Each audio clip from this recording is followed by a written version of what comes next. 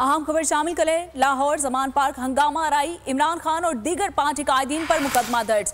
लाहौर मुकदमा थाना race course में दर्ज किया गया।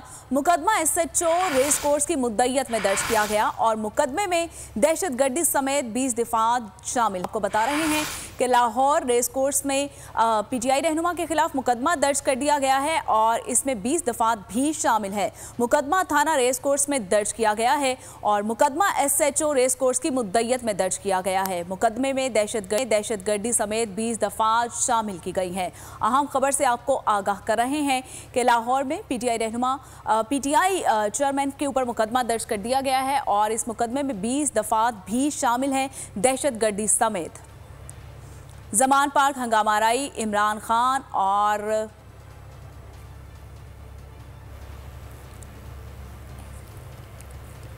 को चेयरमैन बोल शोएब शेख के खिलाफ मनगढ़ंत, झूठा और बेबुनियाद केस। हुकूमत इंतकामी कार्रवाइयों पर उतर आई। रिश्वत देने के झूठे इल्जाम के पीछे असल हकायक वो ले आया अवाम के सामने। सिंध हाई कोर्ट की जानिब से 10 मार्च को एग्जैक्ट केस में बरियत का फैसला भी दे दिया गया, जो रिश्वत केस इल्जाम को झूठा और बेबुनियाद साबित करने के लिए काफी है। सवाल ये उठता है, न रिश्वत लेने वाला न देने वाला मौजूद, तो फिर ये मुकदमा क्या है? गुज़िश्ता 5 सालों में ना तो कोई गवाह पेश हुआ और ना ही कोई सबूत सामने आया, जबकि कोई इंक्वायरी अमल में नहीं लाई गई। जब मुल्जिमान से कोई तहकीकात नहीं की गई, कुछ साबित नहीं हुआ, तो फिर ये मुकदमा क्या है? इससे कबल केस की इंक्वायरी कमेटी के सामने खुद जज कादिर मेमन ने रिश्वत के इल्जाम की तरदीद की थी और कमेटी को तहरीरी तौर पर आगाह भी किया था। इस झूठे और बेबुनियाद केस की कानूनन कोई हैसियत नहीं। सिंध हाई कोर्ट इस मुकदमे में शोएब शेख को बरी कर चुकी है, तो फिर इस नाम नेहाद इल्जाम की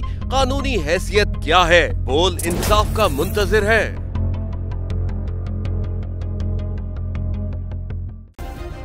सब्सक्राइब करें और बेल दबाएं ताकि कोई खबर रह न जाए।